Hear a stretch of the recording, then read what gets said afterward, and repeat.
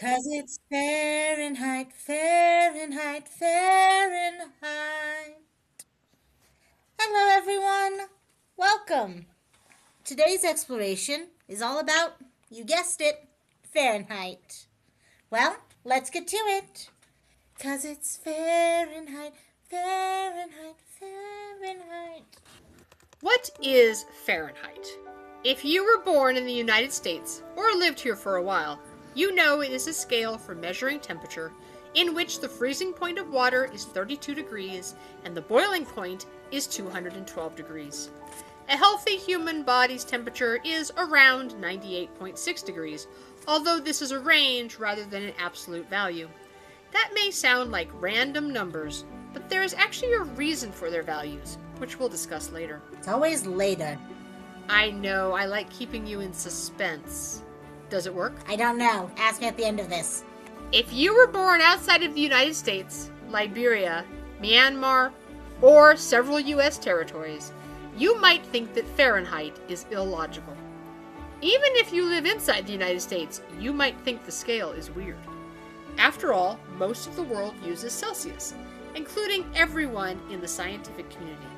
Why don't we give in and join them? So we don't like change. Well, yeah, we are aware of that. We don't like change. But the nice thing is, there is no need to change. Yay, phones! Why do we even need a temperature scale of any type? After all, it's just numbers. As we learned in session 1, the numbers depend on how good a conductor a material is. Metal will feel colder and sweaters will feel warmer than their actual temperature. Also, you may know the temperature, but the numbers alone cannot tell you whether you will be warm or cold outside, or whether the pan will be hot to the touch. In extreme cases, we can make assumptions about how we will feel. If it's 20 degrees outside, we will need a jacket. Or if the cake pan comes out of a 400-degree oven, it will be hot. But a 60-degree day may be both uncomfortably cold, where I live in Arizona, or pleasant, where Maddy lives in Montana, depending on other factors such as wind, cloud cover, or even acclimation. I'll keep repeating this, but temperature is relative. In the last session, we talked about Galileo's version of the thermoscope that used different liquids in glass globes suspended in water. Many inventors and natural philosophers created a variety of thermoscopes, mostly for their own studies rather than for mass production. Wait, what is a natural philosopher? I am so glad you asked that. Natural philosophers are what we call scientists. So they're just fancy scientists? No, back when we called them natural philosophers, the word scientist did not exist. Oh, okay. Some thermoscopes could reliably measure a certain temperature, say 50 degrees, but different thermoscopes often did not agree because there was no standard measurement system, and different glass blowers produced tubes of varying sizes and thicknesses. Another reason thermometers were inconsistent was because the different thermometer makers used different calibration systems. Some were calibrated to the temperature of burning coal, over 1300 degrees Fahrenheit, while others were calibrated to the coldest days in winter, which of course varied depending on where the maker lived. Sweden versus Texas. You know, it's a good thing you and I were not thermometer makers where we live. It'd be very different. Jen, if we were thermometer makers, somebody tells me we'd have a lot more cuts on our hands. Although if we made digital thermometers, that could be cool. Something tells me we programmed them wrong. That is probably true. All this past is fine, but how did we get from various inconsistent temperature scales to the 3 we have today? Well, one had to be first, and we call that Fahrenheit. However, Fahrenheit is not just a temperature scale. He was also a smart man who led a wild life and had some clever ideas that endure to this day. Let's meet Daniel Fahrenheit. His name was Daniel? Yes, that was his first name, Daniel Fahrenheit. My dad's name is Daniel. Oh, that's awesome. You can tell him all about Fahrenheit. Or he can listen to this podcast, and I can save myself the time. You should tell him and make him listen. Who is Fahrenheit? Daniel Gabriel Fahrenheit was born on May 24th, 1686, in Poland, 44 years after Galileo's death. His family was well off, but when Daniel was 15, his parents both died suddenly after accidentally eating poisonous mushrooms. We're positive this was an accident, right? That's what the books say. Well, let's hope they were definitely an accidental poisoning then. Fear and mongering. No fear-mongering allowed. We're going to believe it was simply tragic. Hey, I read the notes as much as you did. I know for a fact they were rich people. They were well off, that is true. You think Daniel bumped his parents off? Oh, absolutely not. I think somebody who wasn't as rich bumped his parents off. Fahrenheit, a murder mystery. Let's be honest, that would be just as fun and not too surprising. Yeah, that would be an awesome book, actually. I would read that book. Yeah, I've given you even more things to think about. Daniel became an apprentice bookkeeper in Holland.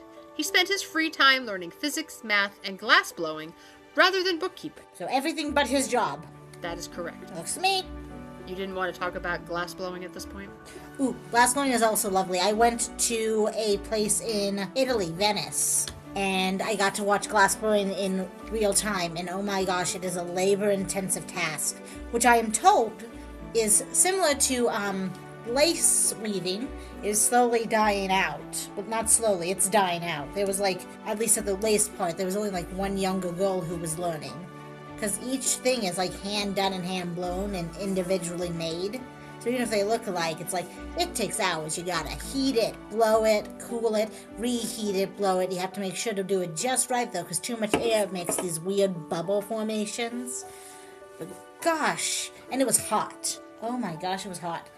You think nowadays with everything that people have in their hair or just their hair in general, everything had to be back, everything had to be off. You couldn't be wearing any jewelry on your face really. You could wear earrings, I think. But nose rings wouldn't have been okay, eye piercings, because those would have heated up and gone. This is what I find fascinating about the fact that he just, in his spare time, learned glass blowing. Now, of course, in Daniel's day, if you wanted something made out of glass blowing was the only way to do it, because we didn't have manufacturing processes and plastics and things like that. And it was a more widely available item. Yes, absolutely. I think there were probably glass blowers all over the place. But still, hi, I am an apprentice as a bookkeeper. I'm learning physics, and I decided to pick up glass blowing on the side. He was a multi-talented individual, what can you say? Sounds like he wouldn't have had enough hours in the day. And by the way, a lot of natural philosophers were multi-talented. They did not stick with just one topic. They would know botany and chemistry and physics and math, and that was very common, actually. That's good. Through this passion for science, he became fascinated with thermometers. A top-of-the-line thermometer, the Florentine thermometer, because it was invented in Italy, came to Holland. The Florentine thermometer was the first to use the internal liquid's expansion and contraction without taking barometric pressure into account. While it was an improvement in functionality, there was still no way to calibrate two thermometers against each other, since many scientists calibrated them against regional observation. While still a teenager, Daniel attempted to develop a thermometer that could be used anywhere. However, he needed money, and he would not receive his inheritance until he was 24. He had guardians, but they were unwilling to fund his project, so he borrowed heavily from others instead. Of course, as a teenage apprentice, he could not repay his debts, but his guardians were legally required to do so. In what I think was a rash decision, Daniel's guardians decided to have Daniel arrested and deported to what is now Indonesia to do menial work for the Dutch East India Company. Any money he made would be sent to his guardians until he had repaid his debt. Many employees working for the Dutch East India Company did not live to see retirement, and if Daniel had been successfully arrested, we would never have heard of him, and we would have a different temperature. Perhaps the entire world would be Celsius. So he wasn't successfully arrested? Luckily for Daniel in history, he could not be found when the warrant was served. Yay! He had left the country. A smart plan. He spent time in Germany, Denmark, Sweden, and Poland, hanging out with some of the smartest men of his century. Once he turned 24 and received his inheritance, he paid off his debt, and he was no longer a hunted man. However, he continued to wander, learning from the leading natural philosophers of his day and deepening his knowledge of the art of glassblowing. He continued to make better and better thermometers that he shared with experts in many countries. Each time he created a new variation of the thermometer, he made improvements. One improvement was to fill the tubes with mercury instead of alcohol. Mercury has a higher boiling point, meaning that warmer temperatures could be measured. It also doesn't leave any film on the glass walls, making the thermometers easier to read again and again. His dedication paid off when, at the age of 28, he finally created 2 thermometers that gave the same reading, a feat that was a couple of hundred years in the making. We know he was a master at making thermometers, but how did his scale become the standard? The reason is that the Fahrenheit scale is very logical, especially for the 1700s when the metric system wasn't as standard as it is today. Here's how it works. The original Fahrenheit scale had markings from 0 to 96. 96 is divisible by 2, 3, 4, 6, 8, 12, and more, making it convenient for the era. He made 0 not the freezing point of water, but the freezing temperature of a brine solution. The top of his scale, 96, was the temperature of the human body. He stuck the thermometer under his armpit to get the measurement, and we know that he was off by a couple of degrees. Using this scale, water froze at 32 degrees, which is 1/3 of the way between 0 and 96. See the logic in his scale? Even better, water boils at 212 degrees, which is 180 degrees above its freezing point. Clever, right? 180 is another easily divisible number in an era before decimals. Oh, all this math is giving me a headache. I know. And it's very odd for us because we do work in decimals and fractions scare most people. But before there was the decimal system, the only thing that made sense was fractions. You had a half of a loaf of bread. You had a third of an acre, a plot of land. You had a quarter of something. Money was done in 2 bits. 2 bits was a quarter of a larger piece of money. We called it pieces of 8, like pirate money, pieces of 8. That's a fraction. Pieces of 8 is 1/8 of a larger piece of money. So in Daniel Fahrenheit's day, it would have been very common to use fractions, whereas today, children run screaming for the hills when they have to learn fractions. So it's just very different style of learning numbers. I guess that makes sense. Daniel was a member of the British Royal Society, the preeminent science academy in Europe. So his temperature scale spread among scientists, who then passed it down to the general public. It also spread to the colonies under English control, including the United States. Daniel died in 1736, possibly from mercury poisoning, and his scale was the most common of the day. In a few years, another one would come on the scene. We know it as Celsius, and that will be the topic of the next session's exploration. Why does the US continue to use Fahrenheit? Pure stubbornness? Well, maybe, but we don't need to change.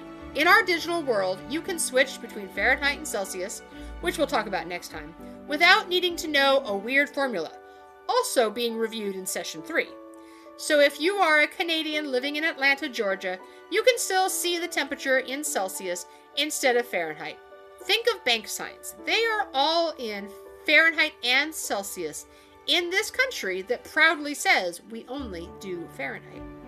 However, Fahrenheit is not a bad system.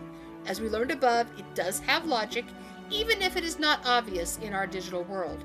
It also has a finer division of temperatures, 180 from freezing to boiling, compared to only 100 degrees in Celsius. Every day, human body temperatures are in the middle of the Fahrenheit scale, from about 40 to 100, while in Celsius, that would be 4 to 37, which is way on the bottom end. Well, if I was told I had only 4 degrees, I'd be asking if I was dead. I'd immediately assume Fahrenheit and go, oh, and I'm gone. And I totally agree with you. Yes, people who use Fahrenheit think that Celsius's numbers are way too low. And people who use Celsius probably think we're crazy, so fair enough. I agree. That is exactly what they think. However, in the end, it is simply what people grow up with. If, like me, you were born in America, you likely use Fahrenheit without even thinking about it. Food cooks in the oven at 350 degrees. Your fridge is set to less than 40 degrees. These are numbers you know because they belong to a system you have used all your life. And that is important to understand. Fahrenheit is neither better nor worse than Celsius. We'll discuss next week why Celsius is preferred. But it is not what many people think it is. I don't want to spoil everything, so we'll keep you guessing. Why do we measure temperature the way we do anyhow? Temperature is human-centric, which is fine since we are the only ones using it. The range from the freezing point to the boiling point of water is a fundamental event on Earth. But on other planets, methane and other substances are the dominant liquids. An alien living on those planets would have a temperature scale very different from ours. No matter what we think, though, in the end, this relationship between humans and temperature is why the study of thermometry is so fascinating, even to this day. It is, after all, deeply connected to our everyday lives. From choosing what to wear, to deciding where we're going to go on vacation. I tend to like places with water. Jen despises water like a cat. True. But I'm going to leave you with a question I tend to ponder. Why exactly is the oven's set default temperature 350? Who decided that? Who was like, that is the best temperature for it to be at? And is that the same temperature all around the world? Or do they have like a different temperature since they do Celsius? Oh well, I'll leave you wondering with that. Maybe you'll find out the answer. Keep exploring, everyone. And we can't wait to see you next time. If you'd like to, subscribe to the YouTube channel or this podcast. We'd really appreciate it. Bye-bye.